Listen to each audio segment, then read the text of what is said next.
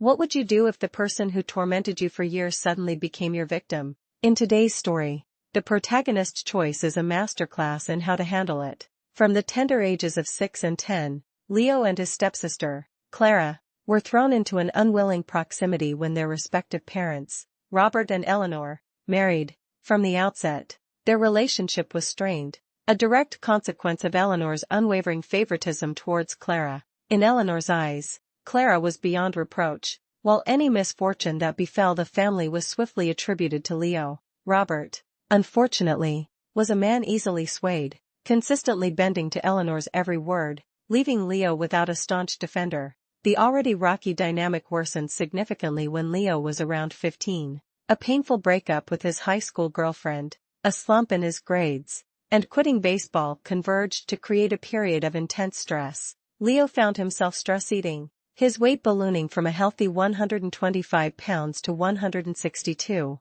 It was at this vulnerable time that Clara, then just 11, seemingly crowned herself cooler and began her relentless campaign of mockery, labeling him fat ass and chubster. When Leo sought solace from Eleanor, she would dismiss his pleas, insisting Clara was merely teasing and questioning why he, the older one, was getting so upset. The constant belittling drove Leo to withdraw, seeking refuge in his room with a bag of chips, a solitary escape from the torment. By the age of 22, Leo's weight peaked at a distressing 270 pounds, a point far beyond what was healthy, bordering on obese. The stark reality of his situation hit hard, and as a New Year's resolution, he committed to a drastic change. He purged all junk food from his diet and dedicated himself to the gym. Interestingly, around this time, Clara also started to overeat, gaining over 30 pounds. Though the reasons remained unclear to Leo, despite her own weight gain, she continued to relentlessly belittle Leo about his size,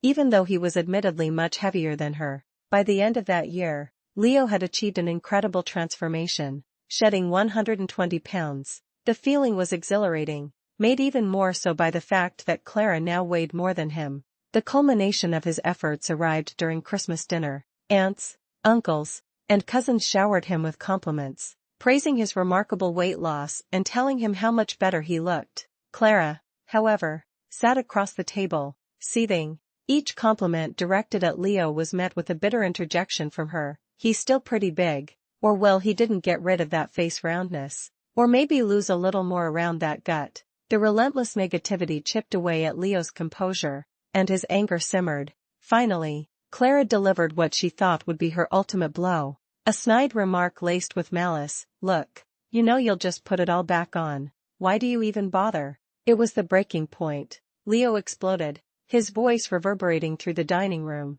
Why can't you just be happy for me, instead of getting on me for every little thing? Clara, unfazed, retorted, defensive much? Then, Leo delivered his retort, laced with years of suppressed pain. Oh, I'm sorry, did I hurt your 200-pound feelings? He knew he should have stopped there, but the dam had broken. Calling me a fat ass. Look at your plate, you've eaten half the table. Fatty. Clara's smug expression crumbled, her eyes welling up with tears as she pushed back her chair and fled the table. Eleanor, ever her protector, shrieked at Leo, accusing him of taking out his insecurities on everyone. Leo, his voice laced with years of resentment, shot back, oh, so, now you're talking. Not in the past 10 years of constant fatty and lard ass and porker. Clara, from the doorway, wailed, but you're way older. That much younger defense is out the window at this point. As one online commentator astutely noted, if you're 15 and they said she's younger, then they say the same thing when she herself is 20 years old. Nah. That.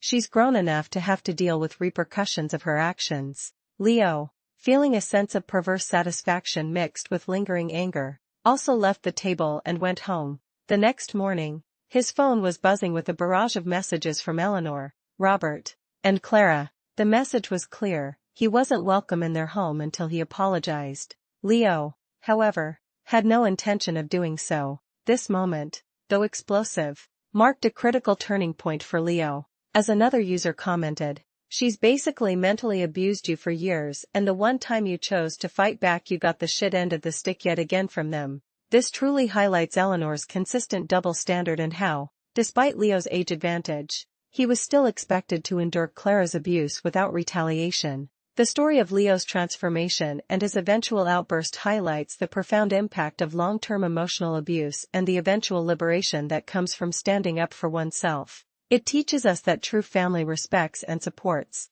rather than tears down. What would you do if faced with similar long-term emotional abuse from a family member?